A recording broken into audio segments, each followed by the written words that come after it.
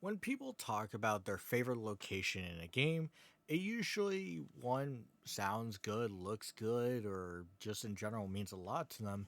And I wanted to talk about my favorite area in Pokemon, Bell Chime Trail. Now, this is a very short section. In fact, you can see the exit right here. This is all the way to, right here, not very far, but this area means a lot to me in being a Pokemon fan. Now, this short amount when I first played this game was it was breathtaking for lack of a better term. It doesn't need a amazing music track to hook me. I used to come up here and just hang out, enjoy just walking around, or sometimes I'd stay here and look at the colors on a DS game and enjoy sitting here. Now, that's not to say there aren't other really good locations in Pokemon. I could talk about Mount Pyre, how the song is just amazing. I could talk about just Goldenrod in the same exact game, which sounds and looks amazing, has a lot of stuff to explore. You could even go into other games, of course. You have so many cities in the Gen 5 games. You have even outside into the spin-offs where I really like FanX City in Coliseum and XD, and just a bunch of other stuff like the Under in that game. There's so many different places that I think are iconic and sound and look great just as much. But this has to do with me playing Pokemon. When I played Pokemon for the first time, I deleted the save file of my older brother. Congratulations. It's his birthday, too.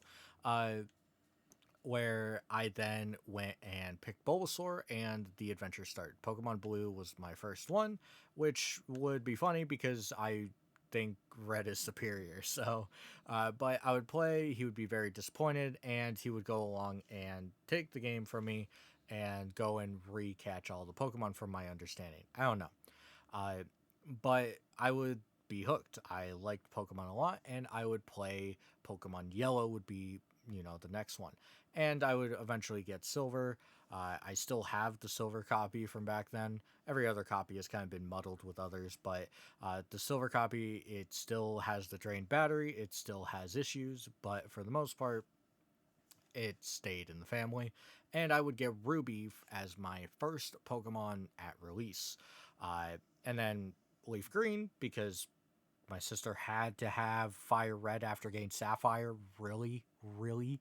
But ignoring that, I would be hooked, and I would get Diamond to her Pearl. And by the time Platinum came around, we weren't splitting games anymore. I was getting both copies because she fell out. And I played all the way up and caught up and got every single copy I could of Pokemon that I had missed, played through them all, loved them. And then I got to Heart Gold, Soul Silver. Heart Gold Soul Silver is the one that it was offered to my sister because my parents knew that we had loved Gold and Silver. I forget how long before that. And while my sister had fell out of it, they still gave the option. Hey, do you want Soul Silver? And we'll give your brother Heart Gold. Me being the brother here, of course. And she said, no, I'd rather have the cash, which dumbass decision. This is one of the greatest games of all time, so I got both Soul Silver and Heart Gold. The Pokewalker, which is why I love these games. Pokewalker and just being able to put a Pokemon on your waist and go to cool areas like this right here and finally reach here. And just as a kid, this felt like the ultimate peak to me. Look how beautiful this looks. Look at it. This is from black and white Game Boy to the Game Boy Color to then GBA to this. And the uniqueness, and yeah, there's pixels, and yeah, it's not amazing 3D graphics that you could find on the 360 or the PS3 at the time, but it feels like the peak of what I was growing up to be. It felt like everything I wanted from Pokemon is encapsulated here with so much emotional detailing, so much just design, and just everything about it can be found here. And this is what I wanted from Pokemon. And to be fair, it did meet my expectations with Generation 5, though there's other issues with that.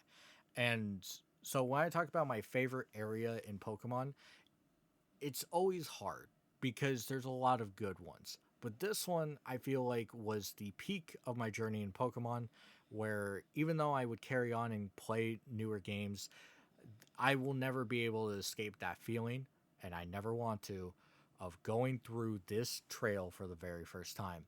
It is something special that every time I get here, I have to stop and talk about it, or I have to stop and just sit here under the shadow of this tower of what is, in my opinion, one of the best looking shots in DS history.